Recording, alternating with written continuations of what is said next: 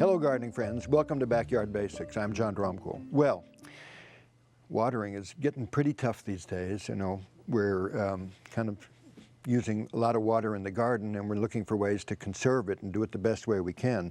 Traditionally we've used a water can or a drip system, and we're watering from above that way, but we're trying to get the roots go down deep so that they can just get down there where the water really is and the nutrients really are. And using the water can to do that doesn't work very well. It takes a lot of water to get it down there. So there are ways, some ancient ways actually, of doing this. There's techniques that have been practiced by the Chinese for 4,000 years, and other parts of the area, especially Northern Africa, does this too. And so so the watering can is still useful to you, especially when you put seedlings in, because they're up in the surface. And so you use that at first. And then you might try something like this. This is that ancient watering technique that I was talking about. This is an olla. It's spelled O-L-L-A.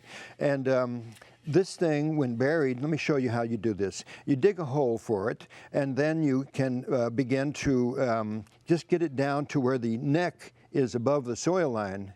So a nice hole buried into the good soil, and then leave this up there. The soil is then brought back around it, very nice, tamp it in a bit, keep it kind of tamped in around the device, and then you use your water can again. You go ahead and pour some water down into this thing and fill it up, get it way up here, and it will seep into the soil very, very slowly. At some point, the roots of the different plants around you will make their way over to this. Usually from the center, it's about 18 inches out that the water will, or the plants can be placed. Not much further than that, because the water's not going to move that far at first.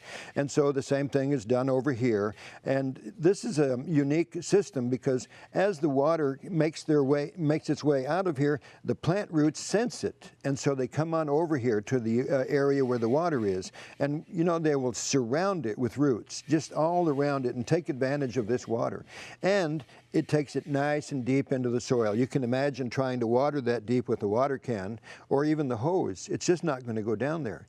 And what we want is those roots to go nice and deep into the soil. Lots of plants can be used, but seedlings need to be watered at first, and then you're on your way. It's a beautiful device right here. They're not fired very hard. They are kind of moderately fired so that it's still very porous, so the water makes its way out easily.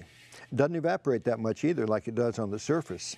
Here's another one right here. This is a small one. You might use it in a container. Let's say a whiskey barrel or a large pot.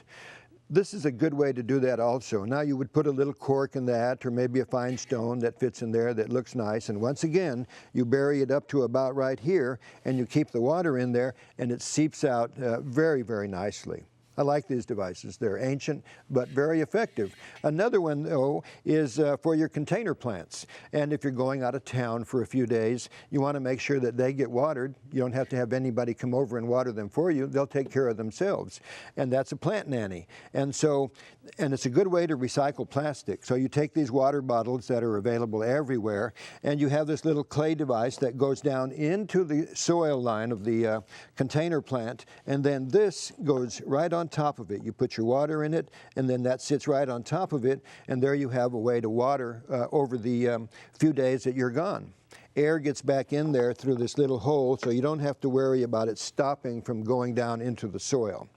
So there you have it. Some nice ways of making your way through the drought and continuing to garden out there without wasting a lot of water. For Backyard Basics, I'm John Dromgoole. I'll see you next time.